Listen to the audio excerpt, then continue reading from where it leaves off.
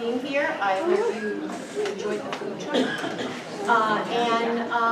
You know, I'll leave it to these wonderful women. I'll be back. Hey, welcome back. Oh my gosh, there are so many people in here. Thank you for choosing us. There were 4.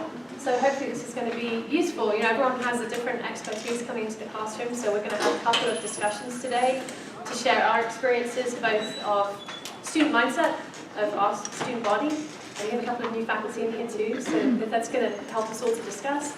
And then some of the strategies that we use, as well as some of the evidence. So for anyone that doesn't know me, I'm Marina Smitherman, and I'm the coordinator for our Committee on Academic Excellence here, so I run our new faculty orientation. And I'm going to hand over to Gina real quick. I'm Gina Kertulis-Tartar. I'm the best dean on campus. I'm the dean of the School of Health Professions, and I'm starting my 14th year here, I think. Something like that. Hi, I'm Alicia Briganti. I'm an associate professor of psychology. I'm going to start off the presentation for you guys. So this is all about strategies for encouraging a positive academic mindset. Can't you start? Can't hear you in the back. Can't hear me? Okay. I'm starting off the presentation. So we're talking about strategies for encouraging a positive academic mindset. To start off, I'm going to have you think about some questions that I'm going to pose. These are opening thoughts. We are going to have time for discussion, but right now I just want you to think. Think about some of your past encounters with students, and students that have come to you because maybe they took that first exam, they struggled, they didn't do as well as they thought they might have done. And what do you say to those students who are struggling? On the other hand, what do you say to students who are succeeding? If you have those students coming to you, what do you say to them? And the reason that I want you to think about that is I want you to consider whether or not what we do say to students can have an impact on their mindset. Okay, so can what we say to students change their thinking that I can't do this to I can? And that's what we're going to talk about today. So you might be wondering, what is mindset if it's a new term to you? Generally, mindset is a mental attitude, a person's way of thinking. In the context of this presentation, more specifically, is referring to how a student views learning, how a student views their beliefs about learning and school, which can then affect their motivation and their resilience when they do encounter setbacks. The idea of mindset was pioneered, the research surrounding it, by Carl Dweck. So we can take mindset, beliefs about learning, beliefs about school, which comes from what students get, the feedback they get from people in their environment. So growing up, their parents, their teachers in school, other people, their peers, their friends. What the people in their life, what are they saying that affects our beliefs? Those beliefs then influence interpretation of those times we do experience setbacks. So if my belief is that I can either do it or I can't, if I can't do it, how is that then going to influence my behaviors in the future? And so, I don't know if you can see the little arrows pretty well, but it's sort of a cycle. And if you have a belief that you can't do it because you experienced a setback, then that's going to further influence your actual achievement in school, which can either reinforce your belief or can we actually change those beliefs. So this all started, the pioneering research that Dweck and colleagues conducted involved 5th graders, so younger students, but there was a series of 6 studies where students were asked to work on problems. They were given feedback on those problems. All students got positive feedback. You did really well on these problems. You got most of them correct. But then they provided some students additional feedback. The difference is some of those students were praised for their intelligence or their ability. You did well because you're smart or you're good at that. Other students got praised for their learning or the effort that they put into the problems. So you worked really hard on those problems rather than you're smart. And there was a third group that didn't get additional feedback, but the main differences were found in these two subgroups. They were then asked or they were given additional sets of problems, but they could choose which problems they wanted to work on. Those who were praised for their ability chose easier tasks the next time because they wanted to prove that they were smart and that they could still do it. But the children who were praised for their effort chose more challenging tasks because they wanted to continue working hard. They wanted to show that they could learn new skills. And so they were more likely to challenge themselves. And so stemming from this research, and I like to show this graphic here, you can't read it, what most people think about the pathway to success is that it's a straight road. And I might just add here what most people who have a fixed mindset, and I'll explain that shortly, think that I need to avoid any road that might lead to failure if I'm going to be successful. But people who are successful know that you have to encounter failure first before we get to the successes. So from this research, we get two subsets, or two different mindsets, a fixed mindset and a growth mindset. So a subset of people have what is called a fixed mindset, and then other people have a growth mindset. And we need to focus on students who might have a fixed mindset. And that means students believe that they can either do it or they don't. Their ability is a fixed trait that cannot be changed. So if I'm not good at math, well, I'm never going to be good at math.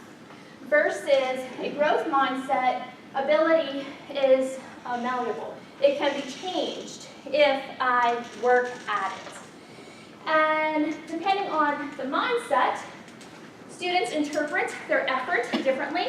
So if mindset is, or if intelligence ability is fixed, well, it doesn't matter how much effort I put into it. If I'm not good at it, I won't be good at it.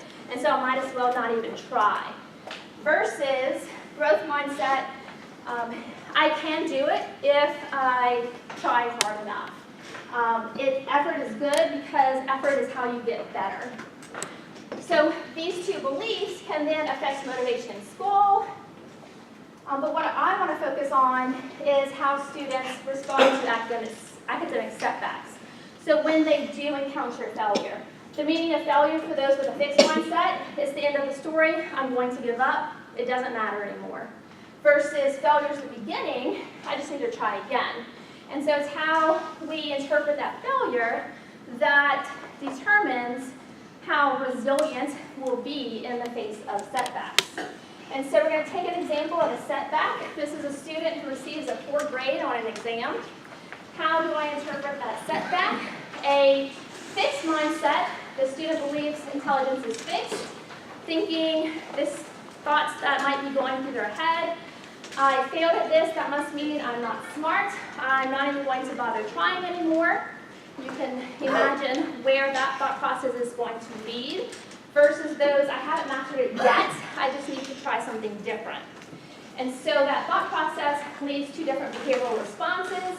Those behavioral responses then leads to different academic outcomes. So if I think that I can't do anything to improve, I might just give up, decreased effort.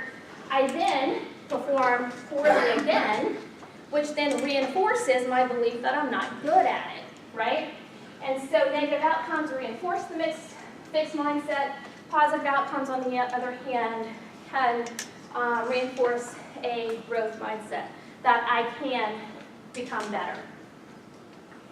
So how do we promote that growth mindset? Well, that's where our conversations with students will come into play. So it's what we're saying to students that could help to promote a growth mindset. Have conversations about the student's process rather than ability. So rather than saying, you did well at that because you're good at math, say you did well because you put in the effort. You chose the right strategies in order to do well.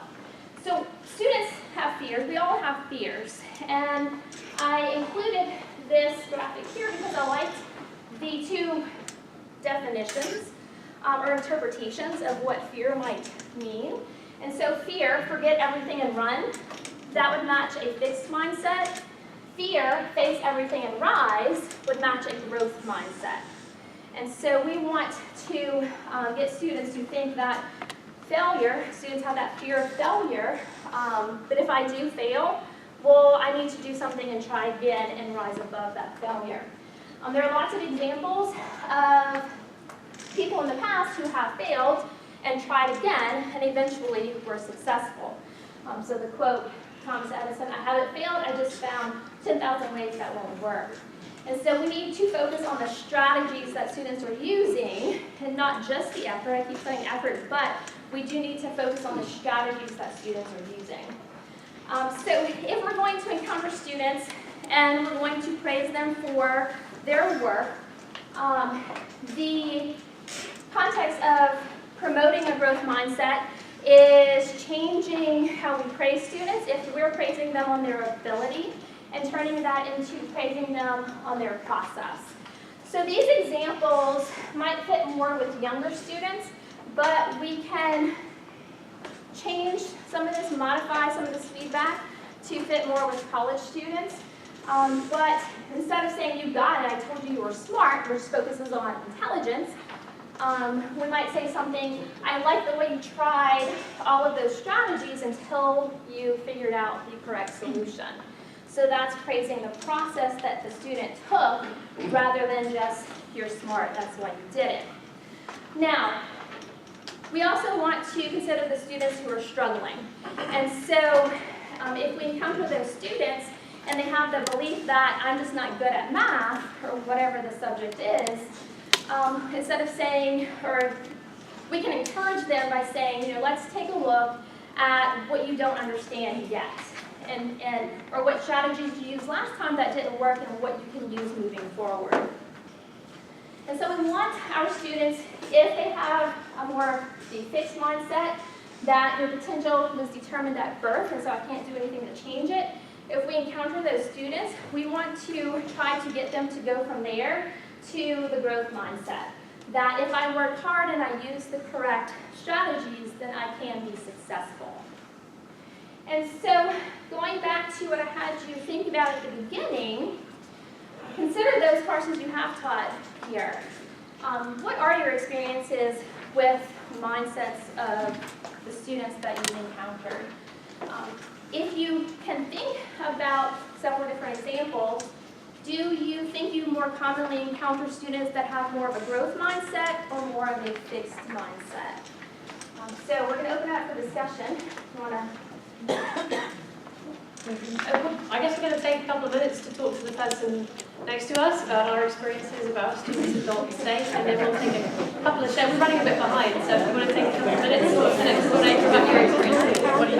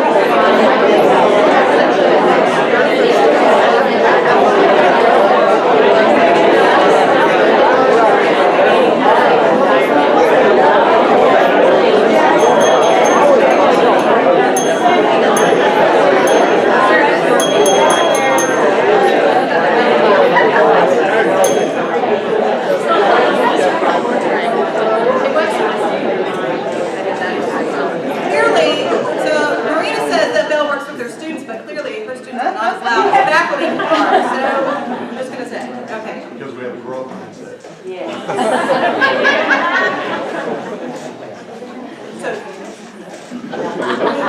Okay, so, we are running a little short on time, so we're not really able to spend some time to debrief, but I know you all shared some experiences about, your students past and or present, and maybe what you faced, either those with fixed versus growth mindset. Now, we have some data. Last fall 2017, the University System of Georgia partnered with Motivate Labs and developed a survey tool to distribute to different system schools. Dalton State was one of those. And there were a variety of different questions that the students were asked, ranging from just some background information about them, and then targeted questions to kind of look at their confidence in college, why they're here, and also maybe to kind of pinpoint where they're at in terms of mindset. This was distributed to the English 1101 and Communication 1110 courses, first and last 3 weeks of last fall. I believe they're redoing that again to students this upcoming fall, just in English 1101, I believe, that's what I understand. And it was for any full-time freshman, 18 or older, took the survey. And so, a couple limitations here. We don't know the age range of the students. We don't know how it was broken down. We just know that they were 18 years or older. We don't know what their majors were, so we cannot parse out the data in that way.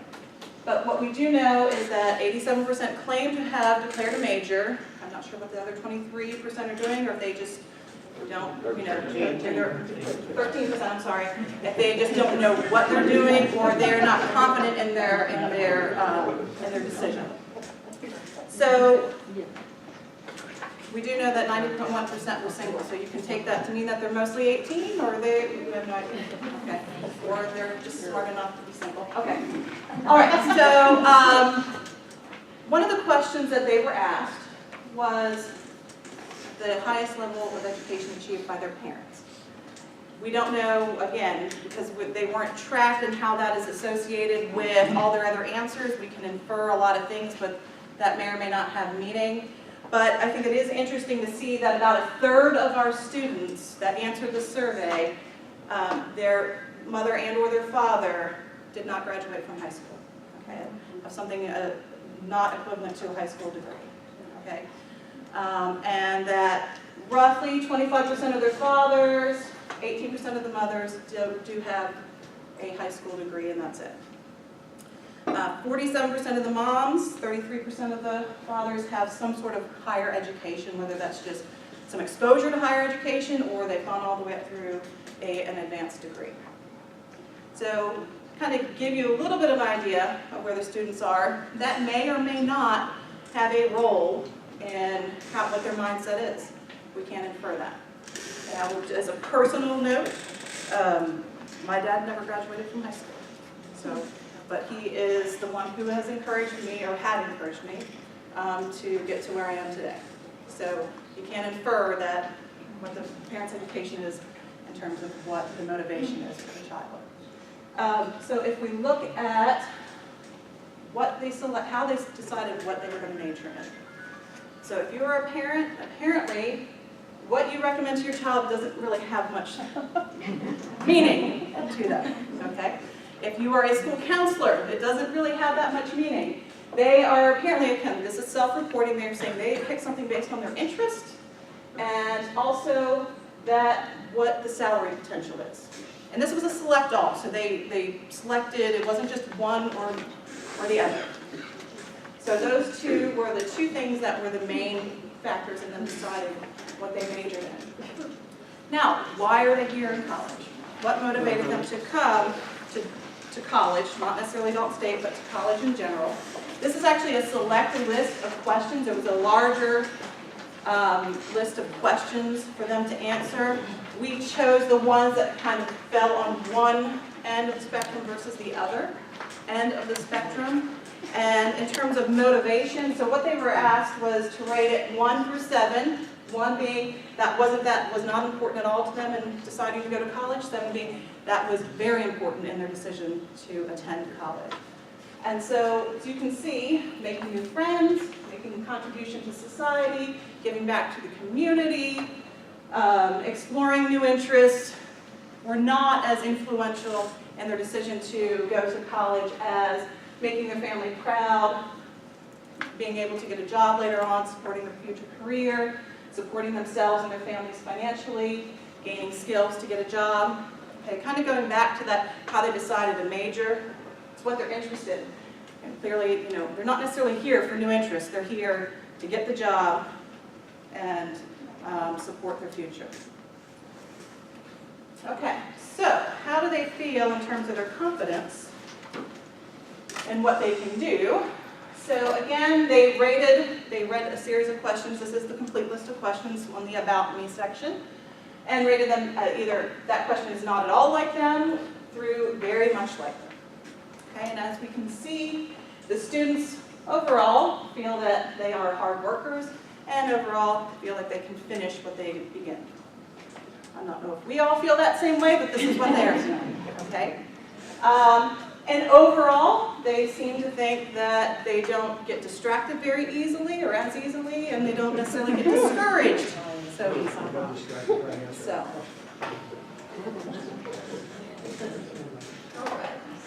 Now, the students were also asked to rate on the scale, again, not at all like me to very much like me, their confidence in interacting with people on campus or having the skills necessary to be successful in college, such as writing course papers, all the way up to doing well on their exams. And so, on average though, really, I mean, if you look at this, there really wasn't a whole lot of difference between them. I think on average, the average rating was somewhere from 3.1 to 3.7, which makes most of them kind of fall in the somewhat like me to most like me category. You can see that they do seem to feel that they're a little bit more confident in talking to professors, asking professors a question, taking good class notes. Again, this is their perspective of it. But less confident in participating in class discussions. I don't think that's necessarily a surprise to us. And managing their time effectively. All right. And then lastly, again, there are more data to this than what we're presenting, but this kind of gets at, again, a little bit of the mindset of the students, looking at English and math, which also kind of falls nicely into the momentum year for students. How confident are they in their abilities or their interests in English and math? You can see there's not a whole lot of difference between them. Again, they were rating them on a scale of 1 to 6, where they strongly disagree with the statement that they read, versus 6, they strongly agree with that statement. And so what we see, not too surprising, English has a slight advantage over math. Okay?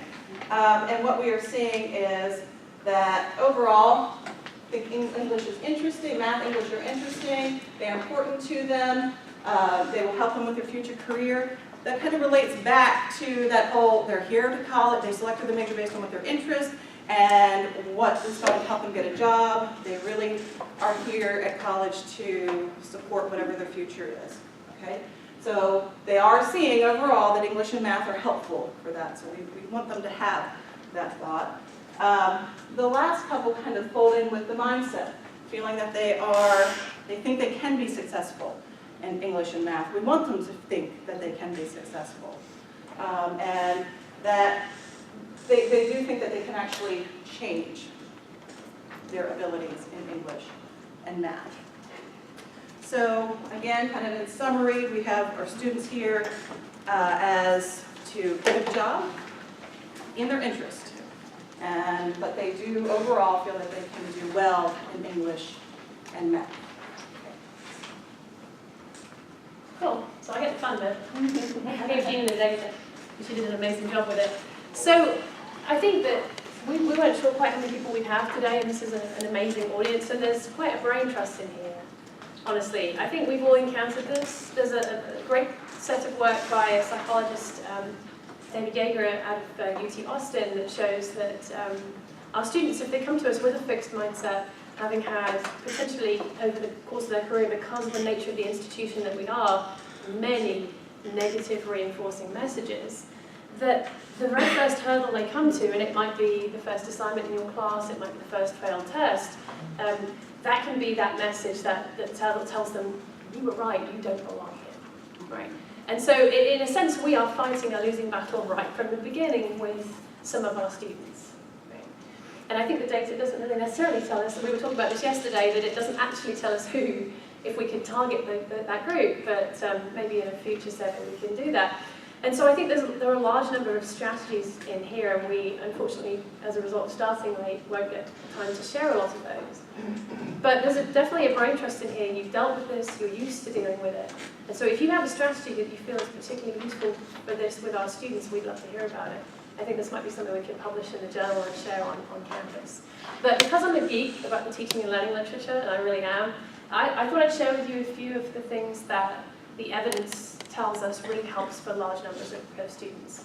And so this is one of my favorites. Gina looked at this yesterday and said, you can tell you're a mother of boys. Right? Whether I like it or not, I am. So this is a brilliant study called Man's Search for Meaning, the Case of Legos. And it was done with a group of undergraduate students, which is nice. So it applies to us because a lot of this research was done with, she's telling me to stand still, I can't stand still. A lot of this research was done with K through 12. Right? And we know adult learners are different. You can't just tell them to have a growth mindset. They need more. Right? And so this study, they paid students to build robots, which sounds awesome. I would love that as an undergraduate. And the first section, they paid them per robot, and they left the robots in their workstation, and they built up over time. Okay, the student built that X number of robots, got Y amount of dollars. The next time around, as the student was assembling the second robot, they began to dismantle the first one. Right? They built significantly fewer robots, despite the fact that they were still being paid per robot, because they couldn't see the purpose or the why. Right? It didn't make any sense. Why am I building these if they're being taken apart? I think that we all have the purpose and the why for every assignment, everything that we ask our students to do. And sometimes just taking that extra step of saying, I'm asking you to do this because, and that because can be, it will help you on my next test, or it will help you in the next sequence if this is a class sequence, or it'll help you in your lives, right? I had to listen to a calculus class and I'm hopeless at math, it was like this, and then I realized, oh, this is going to help me with compound interest and my savings, maybe I should pay attention. That was at the end of the class, sadly, but sharing that purpose really helps our students grasp the reason for the work. The second thing that is significant in terms of impact is transparent assignment design. Okay, now we are all experts in our field, and with the best will in the world, a lot of our materials get put together very fast. Sometimes, do we take the time to proofread? Do we take the time to make sure for a novice they know what to do? You know, Alicia talked a lot about that stepping stone or that first milestone. Maybe if they see the assignment, if they have a fixed mindset and they've had negative messages, they may look at the assignment and check out then. Right? So we want to ensure that this doesn't happen. And so there is a structured process for transparent assignment design, and I'm delighted to say I'm actually offering training on this later in the year. So if you're interested, it's a very structured process for clarifying the purpose, the task, and the criteria for novices. That is hard for us to do, to take that step back. And so we work in interdisciplinary groups to do that. And so the success data on this is huge. Retention in courses, I think that the numbers are like 50,000 students they've done this with now, goes up from a 76 to a 94, which is huge. Right? And we've seen data out of the system, all this is coming from the momentum year, that shows us that the difference between a C and a B is huge as to whether that student graduates. So these things, and actually this is an easy sell because it takes about an hour to an hour and a half to make your assignment fully transparent, but it potentially has huge benefits for those students that don't want to fall at that first hurdle. So those are two of my favorites. We had a book group last spring, a book by Sandra McGuire on teaching students how to learn, and it is essentially a targeted intervention after that first failed test. Right? So after that first test, you can tell them, oh, you like day one, here's how to study for my class. They're not listening, they don't think they need it, right? We saw the data. It's after that first hurdle that they fall at that you can be like, hey, maybe it didn't go as well as you wanted. Here's how to read a textbook. This blows my mind. There are text-free high schools. How is that a thing? Right? They come to us without having learned how to read a textbook. And that is a mind shift for us. And so at the end of that first test, here's how to study for my class. Here's some of those strategies that we were talking about that help you succeed. And so she has another book that if I was for anyone teaching first year experience, for students, teach yourself how to learn. That I think we could recommend pretty easily. It's a great work. So that's something, and then this is wonderful, this is very simple, we can all do this. There was a study in a large 300-person psychology classroom, and the instructor had 3 groups of students, so 3 groups of roughly 100. One group got a post-it note that essentially says, you're amazing, right? I believe that you can succeed in this class, regardless of the grade on the assignment. The second one had, the things that we would put on, edits, changes, those kinds of things. The third thing had a grade. There was overall, over the whole course, a 9% increase in grade in the students that got that first post-it note. Right. That's easy. It doesn't take very long. But again, maybe that's almost a grade boundary that can make that difference between that B and that C. So those are nice, easy things. And I think in this room, we probably have a lot of other things. Those are just some of those things that the evidence shows us are effective. I was timing. So we do have a few minutes. So if you want to maybe take a group of 3 or 4 of you and thinking about what we've talked about, what are some of your favourite strategies? Maybe we can share a couple towards the end of the session. So if we take just a couple of minutes to discuss what we've been talking about and come back and share anything particularly helpful. It's so great to get to talk to colleagues at the beginning of the semester. We were hoping to have time to share. I've been encouraged to ask you to think about one way that we've talked about today that you could consider addressing mindset in your students. Maybe even, collecting some data of your own if you're interested in doing that. But it would be really nice if everyone went away with one of those strategies. Does anyone have anything particularly, relevant that they feel like they want to share? I'm doing an encouragement experiment with my class, for my classes. I'm having the sophomores and the freshmen, they picked a number or a letter, and that's because that's what we go by, numbers and letters. And they are to give each one something encouraging, either during finals or during things like that. And so I'm going to see how they like that. I've only done it once, so I haven't, but I would like to continue it through these 2 years, just to kind of see what kind of feedback I get and see if that's really helping them. So it's encouraging the process. Mm-hmm. Yeah, that's great. That's great. Anyone else?